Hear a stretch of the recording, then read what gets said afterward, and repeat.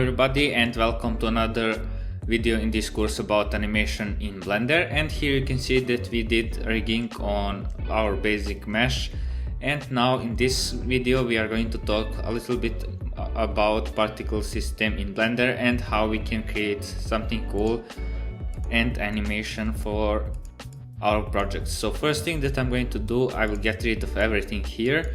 And right now I'm going to go and with the Shift and A I will create a simple cube. So here you can see that we have here particle system on the particle properties in this properties panel here. And here if you press plus, you can see that if you play this animation, you can see that we have some balls that are falling down, and those are particles. So right now I'm going to increase the number of frames, so let's go for example 150, and here you can see that all particles currently falling down. And as I already mentioned, the reason for that is because we have gravity by default in Blender turned on. So here in the particle settings we have a lot of particle settings that we can change and we can play with. So here under force field settings, actually it's under field weights, we can for example turn off gravity. And right now you can see that our cube is emitting particles from all faces around. So all particles are traveling around. And let's go on our first setting. So here we can select the number of particles that our cube is going to be to emit in our viewport and in our render as well. So let's decrease this number to, let's say, 500.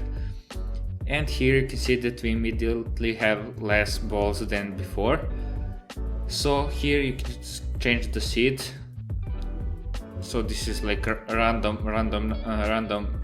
randomness of the numbers and of how those particles are behaving. Here you can select the number of frame when your animation is going to start, where your cube actually is going to emit the particles. So let's say for example from the 50th frame you can see nothing is happening, and suddenly it starts emitting those particles. So let's return it. And here for example you can decrease number on when your emitter is going to end emitting those particles. So you can see that it emits only on the 50th frame and then stops, but we still can see we still can see particles, and that's because we have here a lifetime of them. So here for example if I increase the number of lifetime, you can see that they will stay for a longer time on our scene. And for example you can also increase lifetime randomness, so suddenly some of them are disappear earlier and some of them are going to stay for a longer time. So those are basic settings for those. So next we have source. So here you can see that it's emitting from the faces, and for example if you select emitting from the vertex, our particles are started to be emitted from the vertices around. And also you can use from the volume. So right now it's emitting from all sides from the volume of this cube. Here you can see it's changed the different type of distribution. You can set to random, you can set to emit from the grid. And here you can select how many particles are going to be emitted from the face. So next is cache. So here is when you have some heavy particle system, you can bake this and it's going to be much faster to be loaded and preview the whole animation. So once you bake the particle system, you will need to delete the bake, and after that rebake again if you want to change anything on those particle system. Next is velocity. So this is speed of the particles, and you can play with all of these settings. So here you can see that it's traveling very fast. And here we have also rotation. You can play with all of these settings. Here you can see that if you increase the randomness, all particles are going to emit with random speed as well. So I'm going to turn off this one and this one for now. And the next one is physics. So here, as you can see, we have Newtonian, and this is the basic physics of it. And here we also have voids, fluid, and also keyed. We are not going to talk about those, but for example, voids can be used for emitting, for following some of the if you want to some of your particles to behave like a flux or something like that. And keyed is usually necessary if you want to move your emitter and to change the location of the whole emitting system.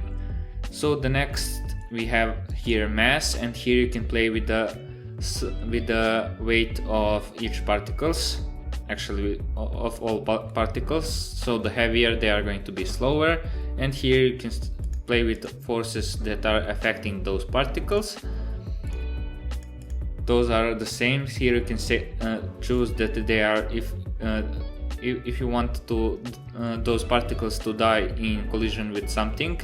We are not going to change anything there for now. And here we can go and change the particles it looks. So for example, I can go and, for example, if I bring, let's say, cone, I'm going to move it on the Y. I can go and here under render I can choose, instead of halo, I can select object, and for the object, instance object, which is this part here, I can go and use this object as a particle. So you can see that now we have the cone emitting from this cube, and here you can select the size of it and also increase the scale of the randomness as well. And here you can hide your emitter from being shown in render, but you can still see it in viewport display. And if you go all the way under viewport display, you can just turn it off, and right now you cannot see your emitter, but you are seeing only the particles. So right now I'm going to return everything, and here you can select that if you want your object to follow object rotation. And right now if you rotate this object, you can see that others are following as well. And next we have, here you can select that color of viewport display, and here you can select the different field weights that your particles is going to have. So for example, you can turn on gravity, and suddenly everything is going to fall down. And also those are some of the basic settings for the particle systems. There is also another type of particle system, and that one is a hair particle system. So right now I'm just going to go and scale the whole object so you can see.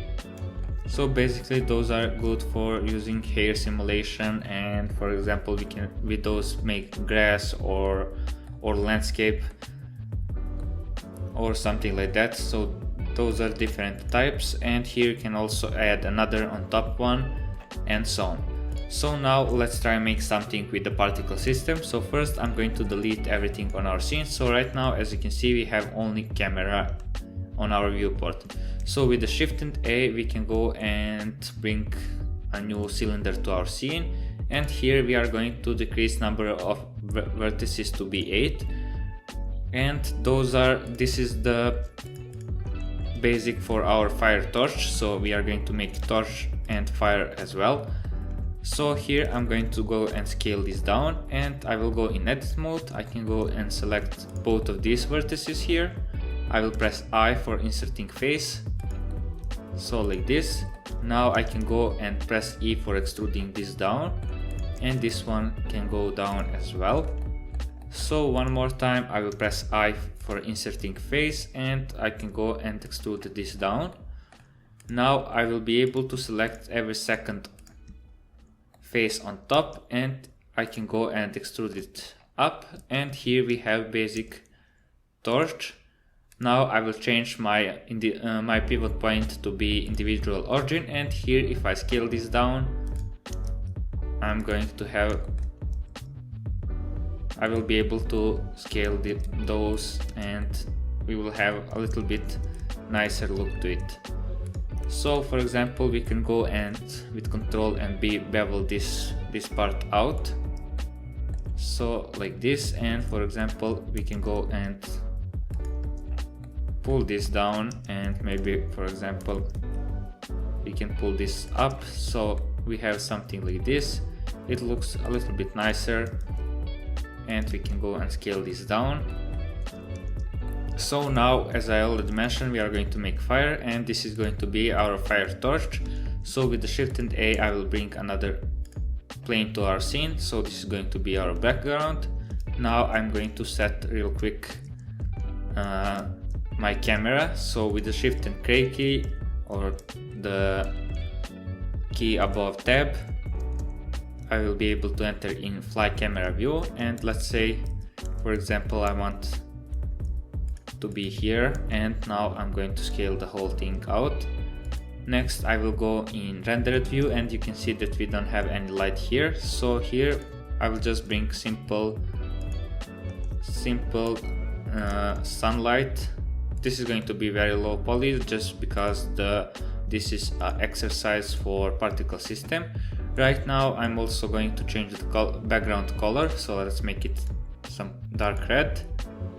And here, for example, we can go and change the color of our torch.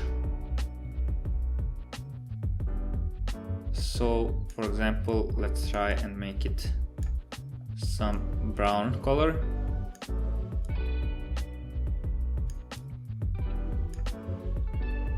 Actually, this is a red, so I will need, let's see about this one here.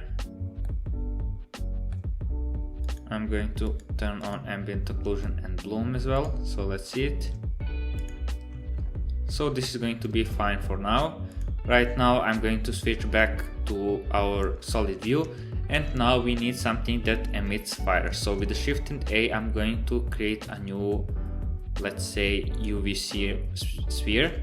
And right now I'm going to scale it down and pull it all the way on the top of our torch. And now I will go in front orthographic view, I will press tab, and here with vertex selection I'm going to get rid of half of it. So I can go and select this middle loop by pressing Alt and left click. And now if I press L to select everything linked here, I will be able to select this bottom part here. And I can press X to delete those vertices. So right now, as you can see, I'm having only only half of UV sphere, and I'm going to scale this a little bit up, and I'm going to go in edit mode and pull it down, so I'm having this origin point roughly to the edge where it should be. So this is going to be emitter of our particle system. So the next thing that I want to add particle system to this UV sphere, and as you can see, it immediately falling down. So now we will need to fix this, and now first thing that I'm going to do, I will turn off gravity, and you can see that now it's going up, as you can see. So like this, and now we can go and play with all of these settings. So first I will decrease number of particles that are going to be emitted. So the next step, what I'm going to do, I will play with those settings here. So let's say I want the whole particle system to be emitted until 150th frame, and for example we can go and decrease number of lifetime to be, let's say, 30, because I want to have particles that are disappearing. And also I will increase the lifetime randomness. Actually, let's make it 40, this one here, and I want those to go a little bit up. So first I can go and add, let's say force, and here you can go and select this force, and if you go under force settings, for example, you can increase the strength of it. And if you go in a negative, you can see that it will follow the whole, it will follow the force field that we add here. So right now, as you can see, all our particle systems are falling up, going up, and let's add a little bit noise here. Let's say 5.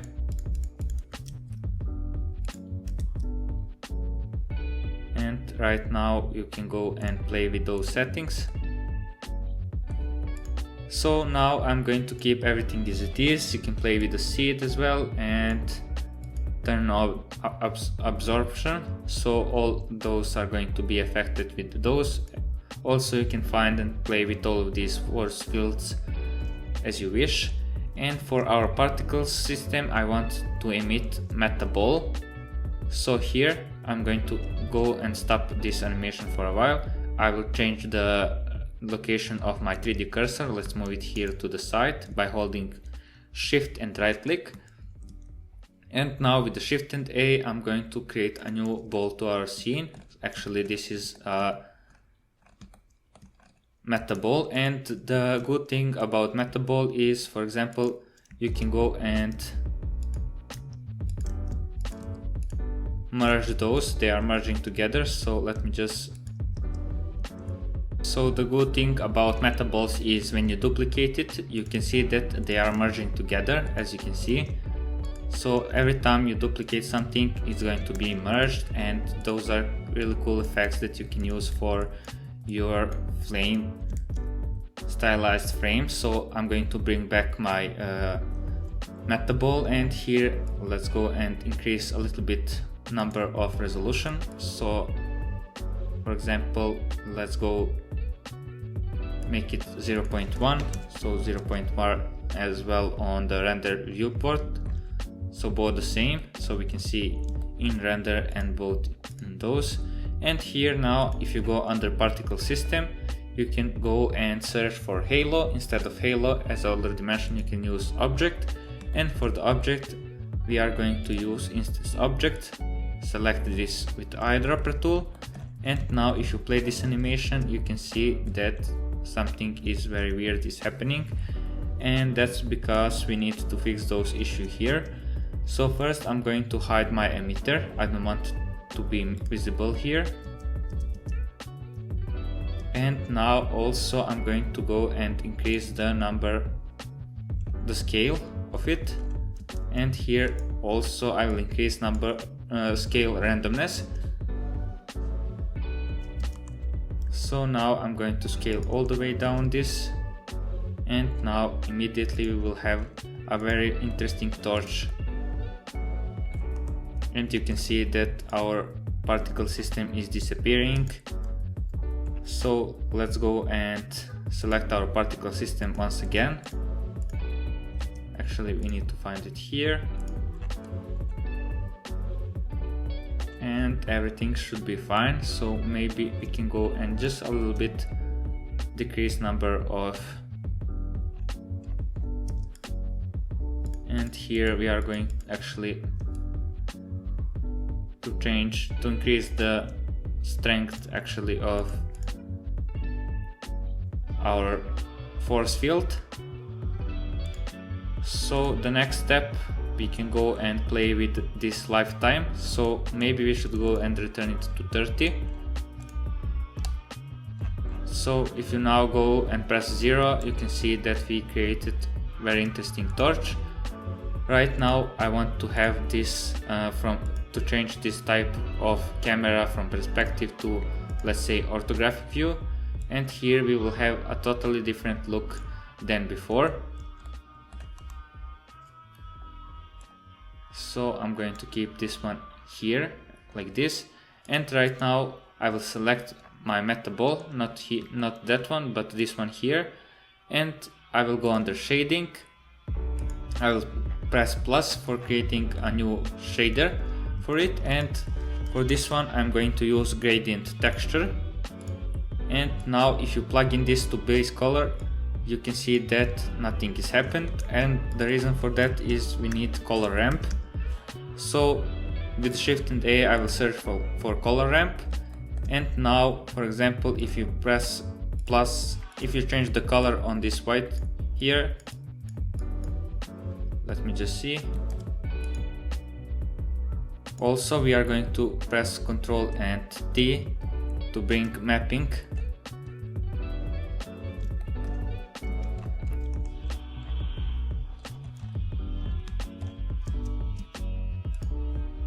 So let's see.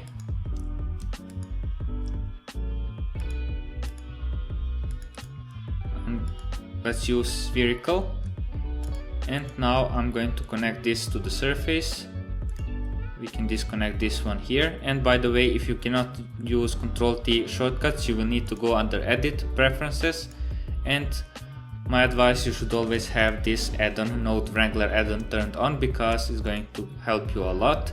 So for example, now you can press Ctrl and left click, Ctrl Shift to see the location, to see all these nodes, and immediately you can go and, for example, you can delete those two, and here with Ctrl and T you will be immediately enable texture coordinate and mapping instead of searching it and losing time on that. So as I already mentioned, I'm going to change this color here.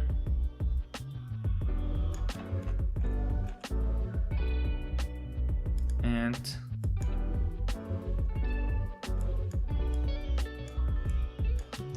I'm going to go and see this instance color here.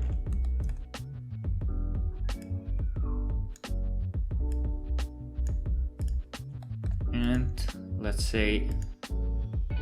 switch to linear, and here I'm going to go and let's change the rotation of it. Actually, if you select to constant, you will be able to see it clearly. So I'm going to rotate this one for 90 degrees, and here I will use those. And now I can go and change the color of it.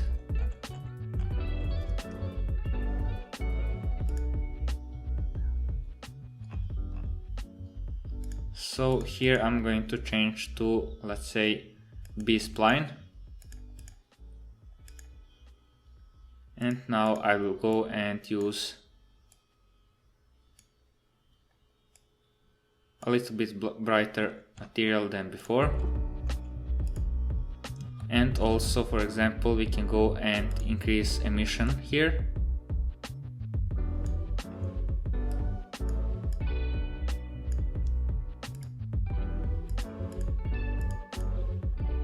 And actually, let's make this one, we need a black one for the fire as well.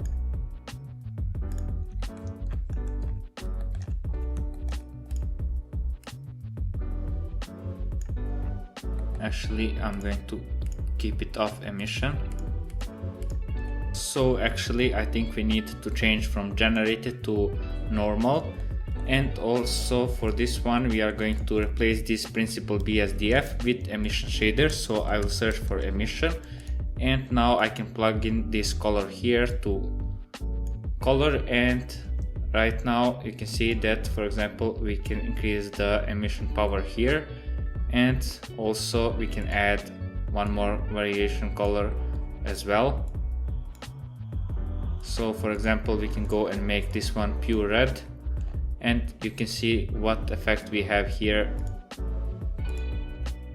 So right now I'm going to change easing to be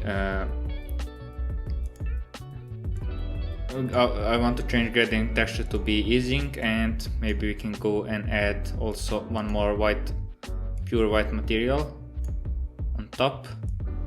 We can pull this all the way here, and now to about here. Maybe this color can be a little bit more like this one here, and this white material can also be a little bit more orange like. And you can see that we have really cool stylized effect of our torch. So instead of sun, you can, for example, try to use point light this time, or maybe area light, which is even better. so I'm going to keep this one as it is. Let's see how it's going to look like. Very subtle and small animation, but very effective one. Also, for example, what you could do, you could also make some really cool effect with changing this color here. So for example, you can make it like magic power here, so something like this, let's say.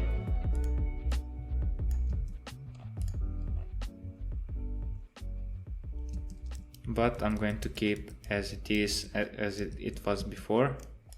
So something like this. Now you can go and render the whole animation. So this is going to be 5th project for this course. So fifth animation, and I will keep AV as a render file, and everything should be fine. So now you can go and press render animation and your rendering is going to begin. So that's it about this video. Stay tuned, because we are going to do in the next video, we will create another project. So see you there.